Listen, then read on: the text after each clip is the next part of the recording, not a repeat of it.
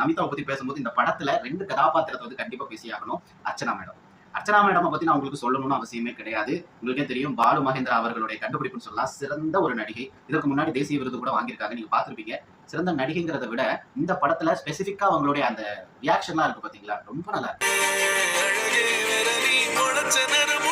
என்னதாங்க படக்கதை அப்படின்னு கேக்குறீங்களா? அதாவது ஒரு இறுக்கமான ஒரு காதல். பொதுவாக 50-60 வயசு ஆனதுக்கு பிறகும் கூட அந்த காதல் இணக்கம் இருக்கு பாத்தீங்களா, அது 20-25 வயசுல வரக்கூடிய காதலை விட ரொம்ப ஸ்ட்ராங்கானது. சத்தியமா எல்லாம் தெரிஞ்சது. நீங்க பழைய படங்கள் எல்லாம் பார்த்திருப்பீங்க. சில காதல் காட்சிகள் இந்த மாதிரி எல்லாம் வந்து போயிருக்கலாம். ஆனா இந்த படத்துல கதாநாயகி யாருங்கிற அளவுக்கு ஆகி போச்சுன்னா பாருங்களேன். இப்ப பாலா வராரு, அதே மாதிரி நமிதா வராங்க. இவங்க 2 பேரும் வந்துட்டு கதாநாயகனா அப்படிங்கிற மாதிரி ஒரு கேள்வியை கொண்டுட்டு வந்துட்டாங்க பாலாஜி சக்திவேலு, அர்ச்சனா மேடம். இவங்க 2 பேருடைய அந்த கதை வந்துட்டு வேற லெவல் ஃபேண்டாஸ்டிக்ங்க. கண்டிப்பா சொல்றேன், தியேட்டர்ல படம் பார்த்துட்டு இருக்கும்போதே எந்திரிச்சு கை தட்டலாம்.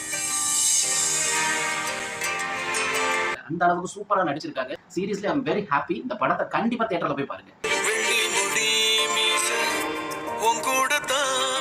நிறைய கதையில அந்த இடத்துல சொல்ல முடியாது. ஏன்னா எங்க வீட்டுக்குள்ள படம் நடிச்சிருக்கான். அஸ்கு புஸ்கு உங்களுக்கு நான் எல்லாத்தையும் சொல்லணுமா? நீங்க நேர்ல போய் படத்தை பாருங்க. பிரம்மாண்டமா பண்ணியிருக்கான் பாலா. அதுல வந்து பாத்தீங்கன்னா படத்தினுடைய மைய கருத்து என்னன்னா, நமக்கும் பிள்ளைங்க இருந்திருந்தா இந்த மாதிரி 60ஆம் கல்யாணம் பண்ணி வச்சிருப்பாங்கல்ல. 60வது கல்யாணம் தான். ஆக்சுவலி கல்யாணம்னா என்ன? ஊர் மக்கள் எல்லாம் ஒன்று கூடி